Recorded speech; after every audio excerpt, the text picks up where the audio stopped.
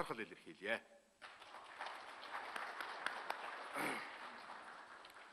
Олон улсын валютын сангийн хөтөлбөрийг хэрэгжүүлэхийн тулд хэд хэдэн асуудлыг энэхүү чуулганаар хэлэлцэж шийдвэрлэх ёстой. Юун түрүүнд Монгол улсын 2017 оны төсөв тодтгол хийх шаардлагатай.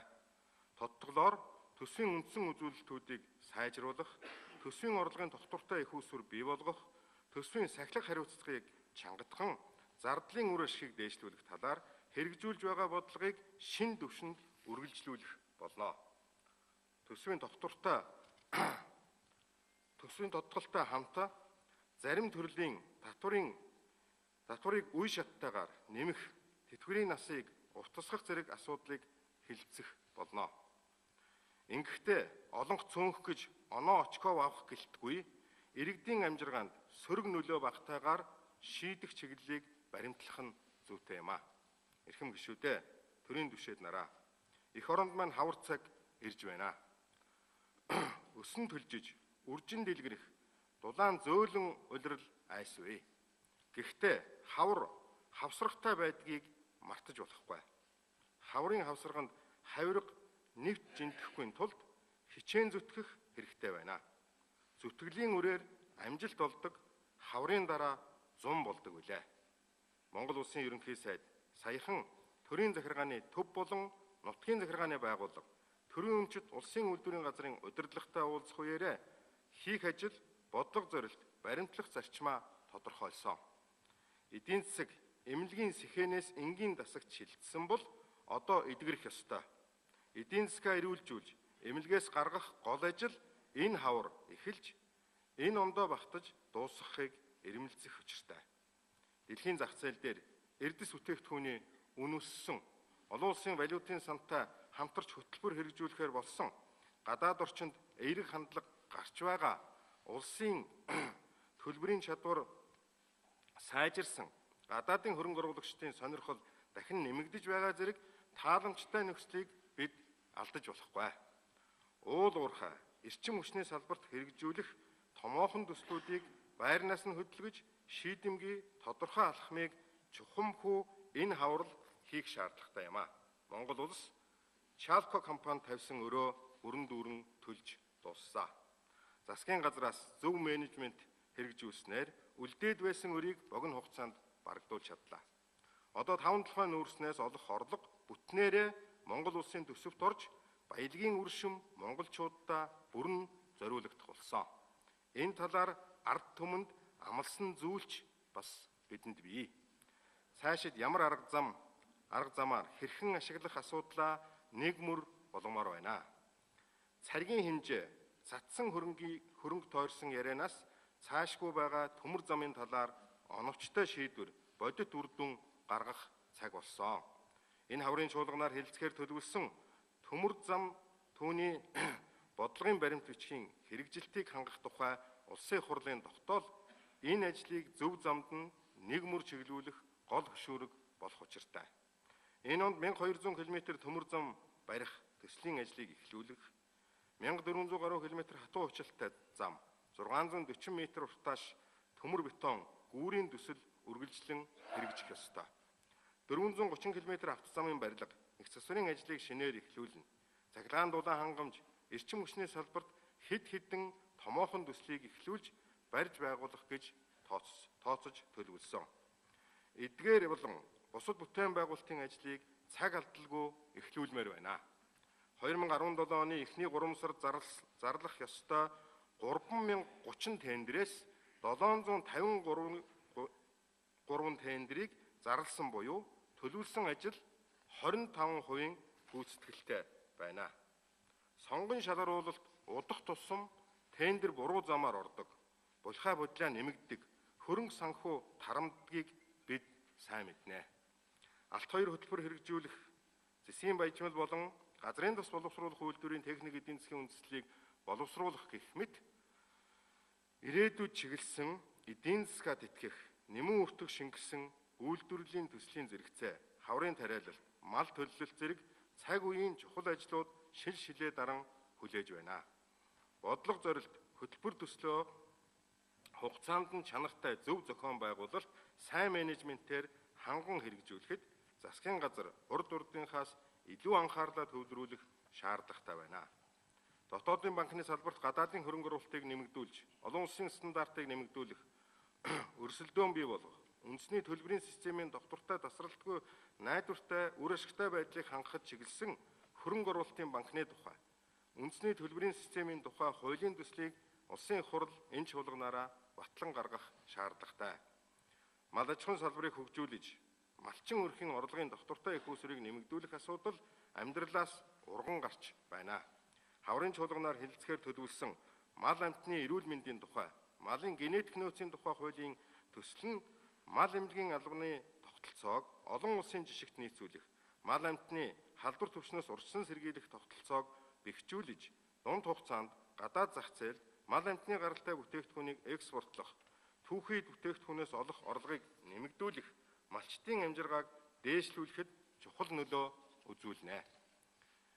Эрхэм түшээ төрийн албан хаагчдаа Монголын ард түмэн биднээс сахилга хариуцлагыг, ёс чуддгийг нэхэж байна. Төрийн алба төрийн албан хаагчийн чадвах сулралд орж болохгүйг сануулж байна. Үүрэг хариуцлагатай эзэн болж, мэдлэг боловсрол, туршлага чадвараараа шигшигдсэн төр түмэндээ үнэнчээр зүтгэж, тэдэндээ хүлээн зөвшөөрөгдсөн төрийн албан хаагч цөөрлөө хэмээн иргэд шүүмжилж байна. Энэ гашуунч гэлээ гарцаагүй зөв сануулгыг урдын адил нүдэн балай чихэндүлий өнгөрөөж болохгүй. Сонгуул болгоны дараа хийгддэг төрийн албаны халаа сэрэлгээ, томилгоо бараг байх ёстой хэм хэмжээ, журам дүрм болж хэвшгэд хүрлээ. Намын нэрээр гул барьж, төрийн болон бүлэглэлийн хэлхээгээр төрийн албыг торлох үзэгдэл байсаар л байна. Үүнийг даган төрийн ажлын тогтсон дэг жаяг алдагдж байна. Энэ байдлыг халахгүй бол мөнгөтэй, баялагтай байлаа гэд бид хөгжих, урагшлах боломжоо алдсаар л байх нэ. Төрийн алба улс төрөөс ангид шудраг ил тод байж ард түмэнд үйлчлэх ёстой гэж өнгөрсөн жилүүдэд ярьсаар л байсан. Гэвч асуудлын гол занглаа шийдвэрлэх арга замыг тодорхойлохоос зайлсхийж, эсвэл мэдсэн хэрн дорвитой арга хэмжээ авахгүй явсаар өнөө хүрлээ. Төрийн залгам чанар, төрийн албаны мэрэгссэн доктортой байдлыг хангах үр дүнтэй механизм бүрдсэнгүй. Төрийн байгууллага албан хаагчдын ажлын гүйцэтгэл үр дүнг хэлбэрийн төдий үнэлдэг. Ёс зүй, сахилга хариуцлагын тогтолцоо, сул, төрийн албанд авилгал, хүн суртал, ам бүхтэй оршсоор байгаа нь нууц зүйл биш ээ. Энэ хаврын чуулганаар төрийн албаны тухай хуулийг шинжилэхээр төлөвлөж байгаа. Төрийн албанд ажлын үр дүнгээр албан тушаал дэвшүүлэх, бууруулах, цалин хөлс, урамшуулал олгох, эсвэл хариуцлага оногдуулах асуудлыг шийдвэрлэдэг тогтолцоог хуульчилнаа.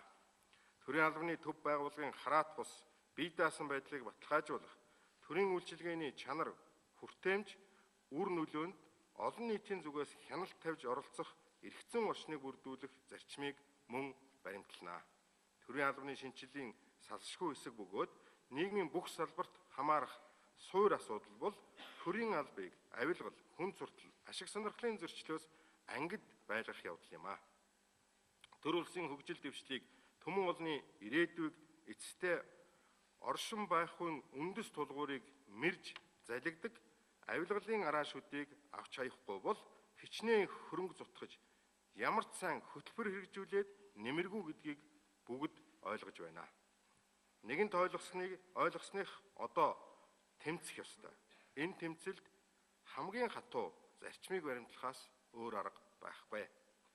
Энэ улсын хурал авилгалтай тэмцэх хөтөлбөрийг намрын чуулганаараа хэлэлцэн батлаж, төлөвлөгөө зохион байгуулалттайгаар хэрэгжүүлэх үүргийг засгийн газар, авилгалтай тэмцэх газарт хүлээлгэснээс хойш 5 сар гаруй хугацаа өнгөрч байна. Өнгөрсөн хугацаанд авилгалтай тэмцэх чиглэлд бодиттой, далайцтай ямар ажил зохион байгуулав, үр дүн нь юу болов гэдгийг хармаар байна. Тиймээс хөтөлбөрийн хэрэгжилтийн тайлан гаргуулж, дүгнэлт, үнэлэлт өгөх ажлыг зохион байгуулахыг хууль зүйн байнгын хороонд даалгаж байна. Мөн түүнчлэн бизнес эрхлэхэд байнга хэрэгэлдэг хууль тогтоомжуудыг татвар, гайл, санхүү, даатгал, бүртгэл, тусгай зөвшөөрөл, хөдлөх болон үл хөдлөх хөрөнгө зэрэг салбар бүрээр шүүн судлаж, хүн суртал үүсгэн, хээлх хавлын нөхцөлийг бүрдүүлж байгаа хууль тогтоомд дүрм журмыг хүчингүй болгох цаашид эргэцэн орчныг сайжруулан түүнийг тодорхой хугацаанд тогтвортой мөрдөх арга хэмжээг цаг алдалгүй авч хэрэгжүүлэх шаардлагатайг засгийн газарт анхааруулж байна. Офшор гэдэг үг уулзалт хийсэн газар бүхэнд иргэдийн амнаас гарч шүүмжлэн хэлэлцэж байна. Тиймээс нийтийн албанд нийтийн болон хувийн ашиг сонирхлыг зохицуулах, ашиг сонирхлын зөрчлөөс урьдчилан сэргийлэх тухай хуульд өөрчлөлт оруулах асуудлыг хойшлуулшгүй шийдвэрлэх ёстой. Миний хувьд төрийн алба хашиж буй хүн офшор бүсэд данстай байж огт болохгүй гэсэн хатуу байр суурьтай байгаагаа хэлье. Эрхэм нөхдөө, хууль тогтоол батлаад орхих нэг хэрэг. Хуулийг хэрэгжүүлэхгүй бол тэр ердөөл цаас болж үлдэж байна. Батлсан хууль тогтоомжийг төрийн байгууллага албан тушаалтан ягштал хэрэгжүүлдэг. Тэрхүү хууль тогтоомж нь ард иргэдийн амьдралд хүрч үйлчилдэг байх ёстой.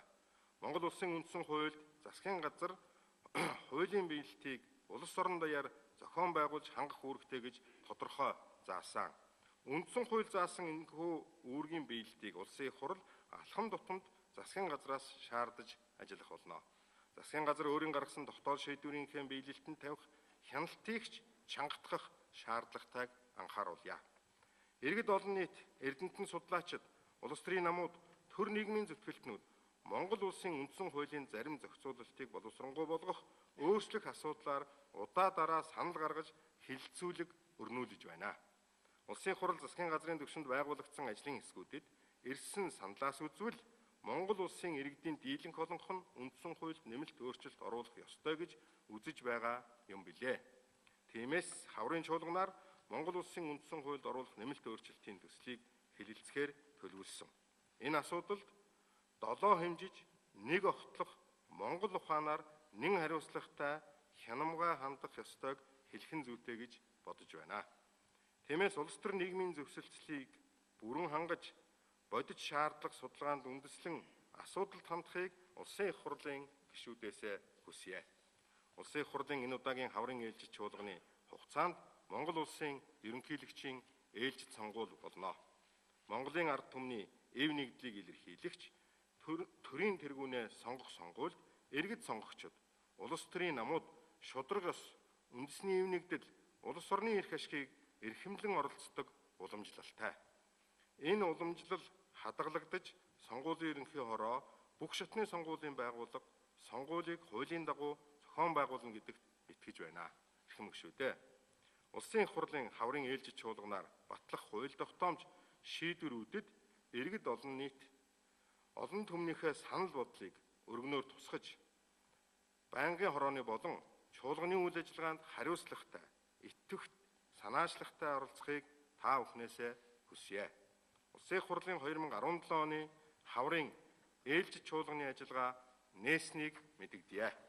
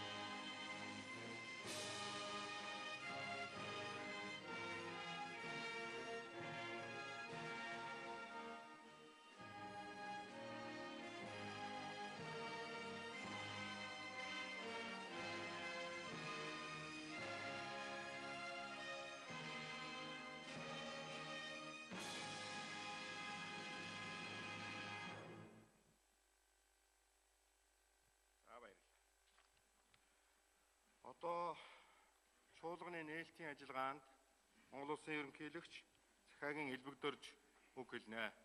Ерөнхийлөгч таныг эндэрт урьж байна.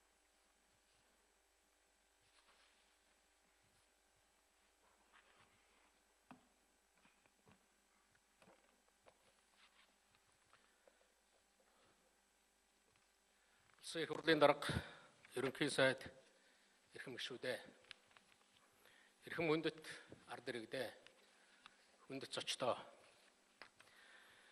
Монгол улс хариуцлагатай цаг мөчийн өмнө тулж ирлээ.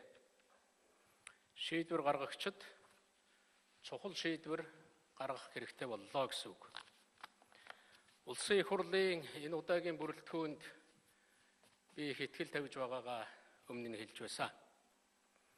Та бүхэн бол ерөнхийлөгчийн албыг авснаас хойш миний хамтарч ажиллаж байгаа улсын их хурлын 3 дахь бүрэлдэхүүн. Аливаа парламентын зорилго нь тулгамдж байгаа асуудалд хамгийн үр дүнтэй шийдэл олоход л оршдог. Ямар асуудлыг яаралтай зайлшгүй шийдвэрлэх шаардлагатай байна вэ? 1. Хариуцлагын асуудал. Манай улсын өнөөгийн хямралт байдлын гол шалтгаан бол эдийн засаг биш ээ. Монголын хямралын жинхэнэ эзэн бол улс төр юм. Хариуцлагагүй байдал юм аа.